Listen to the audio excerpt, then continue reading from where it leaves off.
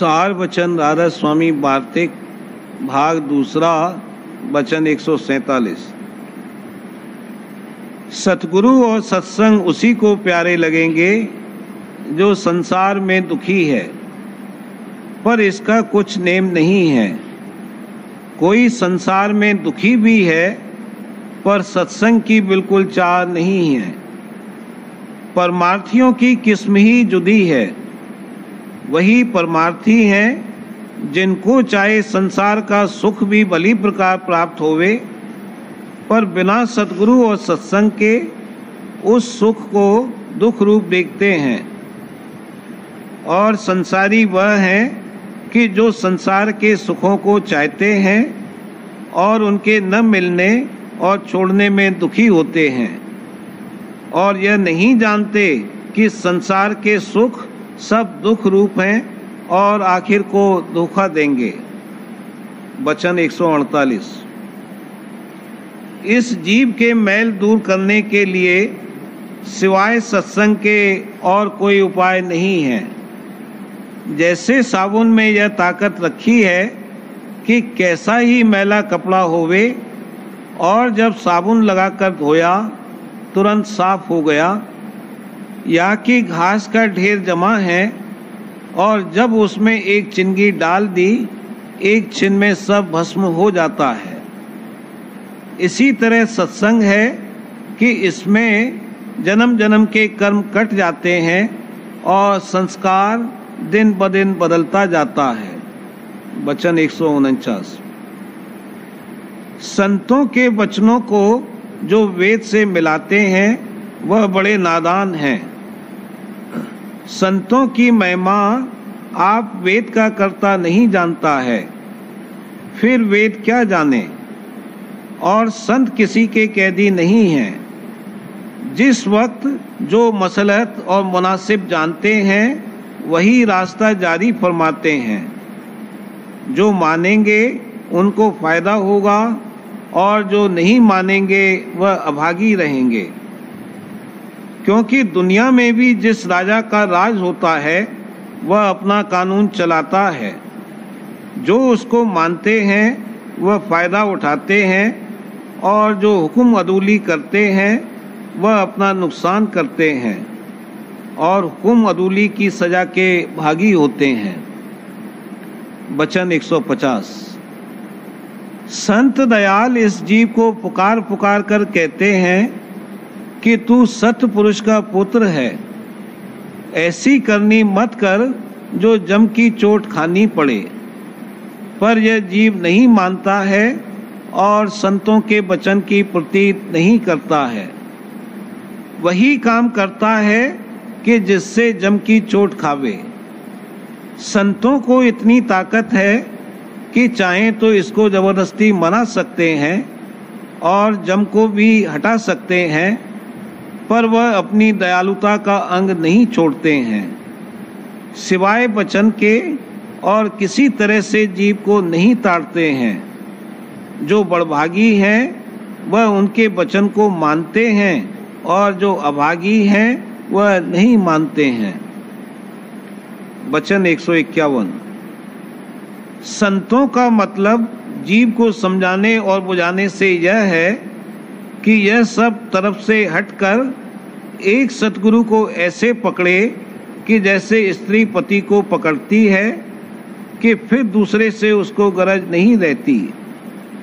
पर आजकल के गुरुओं का यह हाल है कि चेला तो कर लेते हैं और उसको उपदेश तीरथ बरत और मूरत का करते हैं, अपनी पूजा नहीं बताते हैं। सबब इसका यह है कि ये लोग गुरुवाई के लायक नहीं हैं। उनको गुरु बनाना नहीं चाहिए। यह तो आप ही भरमे हुए हैं और औरों को भी भरमाते और भटकाते हैं। गुरु पदवी सिर्फ संतों की है और जीव का उद्धार जब होगा तब संत सद्गुरु के द्वारे होगा। संसारी गुरुओं से उद्धार नहीं हो सकता है।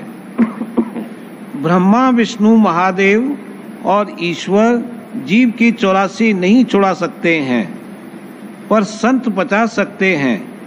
और संतों के सत्संग में वही जीव आवेगा जो संसार का डरा हुआ और तपा हुआ है, और किसी का काम नहीं जो संतों के सन्मुख ठहर जावे। जब संतों की महिमा इस तरह पर जीव के चित्त में समा जावे तो फिर पंडित और भेद के फंदे में नहीं फंसेगा, सिर्फ सतगुरु संत की तरफ श्रद्धा लावेगा और उन्हीं को पकड़ेगा। और यही चाहिए है कि जब तक संत सदगुरु पूरे न मिलें तब तक उनका खोज करे जाए। जो उनके खोज में जीव की देह भी छूट जाए तो कुछ हर्ज नहीं है, क्योंकि फिर नरदेही मिलेगी और संत सदगुरु भी जरूर मिलेंगे। और जो चाहर जबर होगी तो इसी जन्म में मेला हो जावेगा। और जो पंडित और भेद के जाल में फंस गया तो चाहे संसार में धन, पुत्र, स्त्री और मान प्राप्त हो जावे, पर 84 के चक्कर से नहीं बचेगा और फिर नरदेही मिलने का भरोसा नहीं है। प्रेम पत्र राधा स्वामी, चौथा भाग, प्रकार 30वां। इस देश में जीव आशा, मनसा, तृष्णा, भय, चिंता और परिश्रम से नहीं बच सकता। जो इनसे न्यारा होना चाहे वो कुल मालिक राधा स्वामी दयाल के देश में पहुंचने का जतन अपने घट में करें तो एक दिन सब झगड़े और बखेड़े और दुख सुख से बचकर परम आनंद को प्राप्त होंगे। ये लोग स्थूल और मलिन माया का देश है और यहाँ सुरत यानी जीव स्थूल देह में बैठकर कार्रवाई करते हैं और वास्ते अपने आहार और जरूरी कामों के, जो कि देह के निर्वाह के लिए दरकार हैं, जड़ पदार्थों के अधीन हैं। और वे पदार्थ बगैर धन के और धन व माल बगैर मेहनत और मशक्कत के प्राप्त नहीं हो सकते। इस सबब से सब जीव रात दिन चिंता और फिक्र और मेहनत में लगे रहते हैं, और जब कोई पदार्थ चाह के मुआफिक प्राप्त हुआ तो उसके बढ़ाने के वास्ते ज्यादा मेहनत उठाते रहते हैं। जो कि इस दुनिया में सब चीजों में दर्जे हैं, और ऐसे ही आदमियों में भी धन और माल और सामान किसी को ज्यादा से ज्यादा, किसी को ज्यादा, किसी को कम और किसी को बहुत कम प्राप्त है। सो जब किसी को अपनी जरूरत के मुआफिक धन और सामान मुयस्सर आ जावे तो वो अपने से ज्यादा धन वालों को देखकर उनकी बराबरी के वास्ते हिर्स करता है और अनेक तरह की तदबीरें सोचकर उनमें अपने तन मन को खपाता है। कभी कोई कामयाब भी हो जाता है और अक्सर नाकामयाब होकर बहुत दुख सहते हैं और वृथा मेहनत और मशक्कत करते हैं। ये तृष्णा क्या अमीर क्या गरीब सबको सताती है और दुखी रखती है। इस तरह कोई जीव चाहे उनको जरूरत के मुआफिक सामान मिल जावे, कभी आशा और तृष्णा से खाली नहीं रहते और उनके पूरा करने के निमित्त हमेशा चिंता और गुनावन, जिनको मनसा कहते हैं, उठाते रहते हैं और उसके मुआफिक कर्म यानी परिश्रम करते हैं और इस कार्रवाई में कभी दुखी कभी सुखी होते हैं। ये सब कार्रवाई संसारी है और कुल जीव इसी में लिपटे रहते हैं और इसी की आपस में जब मिले बातचीत करते हैं। खुलासा ये कि उनका मन कभी दुनियावी ख्यालों से खाली नहीं रहता, या तो रोजमर्रा की मेहनत और परिश्रम में लगा रहता है, या जो भोग की प्राप्त हैं उनके भोगने और मजा लेने में वक्त खर्च करता है, या विशेष भोगों और पदार्थों और मान बढ़ाई के हासिल करने को चिंता और गुनावन और फिर जतन करता है।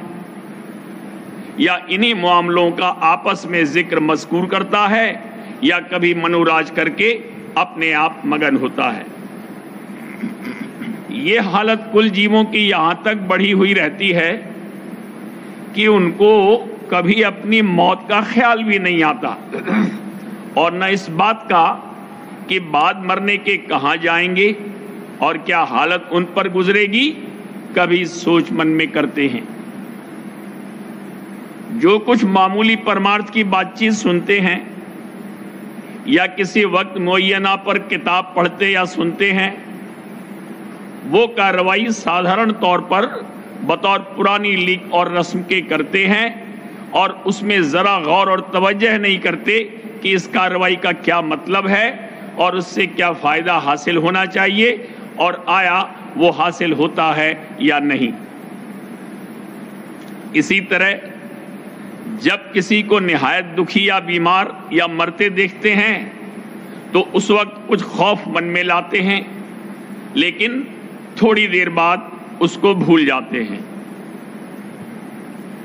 जिस किसी को सच्चे परमार्थ या भक्ति की रीत में बरतते देखते हैं तो उनको बड़ा अचरज होता है कि वो शख्स कैसे धन और माल और दुनिया के भोग और उनकी चाह छोड़कर या कम करके सत्संग और भजन वगैरह में अपना वक्त लगाता है।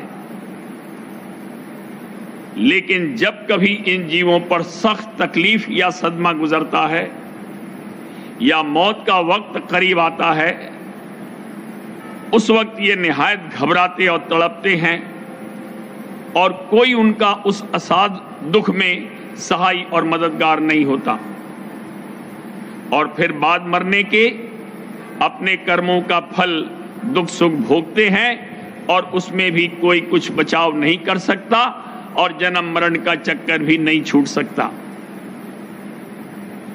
ऐसी हालत जीवों की इस सदा दुख सहते रहते हैं देखकर संत सद्गुरु दया करके फरमाते हैं कि जो महासुख और अमर आनंद चाहो तो अपने सच्चे माता पिता कुल मालिक सत्य पुरुष राधा स्वामी दयाल और उनके निज धाम का खोज और पता लगाकर और उनके दर्शनों की सच्ची अभिलाषा मन में उठाकर और जुगत चलने की दरियाफ्त करके उसका अभ्यास शुरू कर दो तो रफ्ता रफ्ता जिस कदर रास्ता तय होता जाएगा उसी कदर छुटकारा माया के जंजाल से होता जाएगा।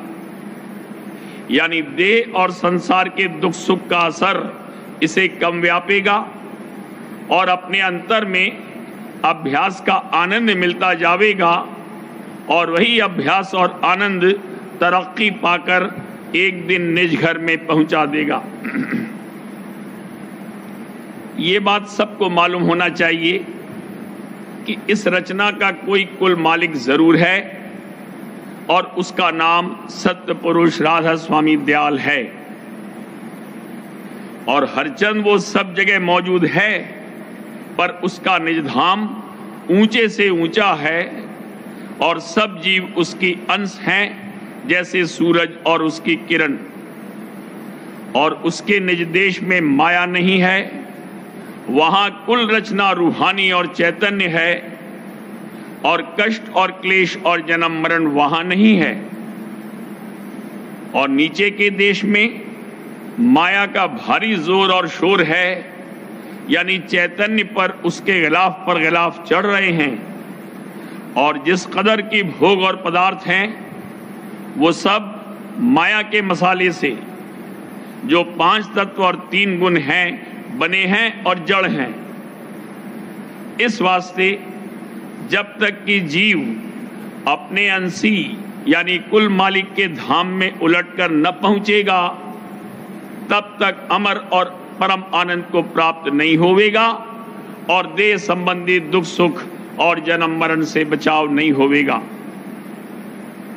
अब सब जीवों को चाहे मर्द होवे या औरत इस दुनिया और उसके सामान की नाशमानता देखकर और अपनी मौत की याद लाकर विचारना चाहिए कि जब थोड़े दिनों की जिंदगी के वास्ते इस दुनिया में इस कदर मेहनत और मशक्कत करते हैं और नाशमान सुखों की प्राप्ति के लिए, जो कि मरने के वक्त जरूर छोड़ने पड़ेंगे, इस कदर पछते और खपते हैं, तो हमेशा के महासुख और परम आनंद के हासिल करने और दुखों से सहज में निजात पाने के वास्ते किस कदर तवज्जो और मेहनत उनको करना चाहिए। पिछले वक्तों में यह काम बहुत मुश्किल था और बावजूद सख्त मेहनत के बहुत थोड़ा फायदा परमार्थी हासिल होता था, लेकिन अब कुल मालिक राधा स्वामी दयाल ने अति दया करके और जीवों को निबल और दुखी देखकर सहज जुगत पूरे उद्धार और सच्ची मुक्ति के प्राप्ति की फरमाई है कि जो औरत और मर्द और जवान और बूढ़ा बिला छोड़ने घर बार और उद्यम और रोजगार के थोड़े वक्त उसका अभ्यास करके परम पद हासिल कर सकता है और इसी जिंदगी में राधा स्वामी दयाल और संत सदगुरु की दया से अपना उद्धार होता हुआ देख सकता है। इस वास्ते भूल और गफलत और बेपरवाही और आलस छोड़कर सब जीवों को मुनासिब और लाजिम है कि अपने जीव के कल्याण के वास्ते राधा स्वामी दयाल के उपदेश की कमाई थोड़ी बहुत जरूर करें कि जिससे इस जिंदगी में और भी बाद मरने के उनके जीव की रक्षा और सहायता हुए और 2, 3 या 4 जन्म में अपना अभ्यास पूरा करके धुर घर पहुंचकर महासुख को प्राप्त हुए। कुल मालिक राधा स्वामी दयाल और उनके निज धाम का भेद और तरीका अभ्यास का कि जिससे सूरत मन और इंद्रिय और माया के घेर से न्यारी होकर अपने मालिक के चरणों में पहुंचे, राधा स्वामी संगत से मालूम हो सकता है और किसी मत में जो आजकल जारी हैं ये भेद और जुगत अभ्यास की पाई नहीं जाती है। इसी सबब से सब मत वाले खाली फिरते हैं और कर्मों में अटक कर पाप पुण्य का फल दुख सुख भोगते हैं और ये चक्कर जब तक कि सच्चे मालिक के चरणों का प्रेम मन में नहीं आवेगा और उसके दर्शन की प्राप्ति के वास्ते संत सदगुरु की दया लेकर सूरत शब्द मार्ग का अभ्यास नहीं किया जावेगा, कभी नहीं मिट सकता है।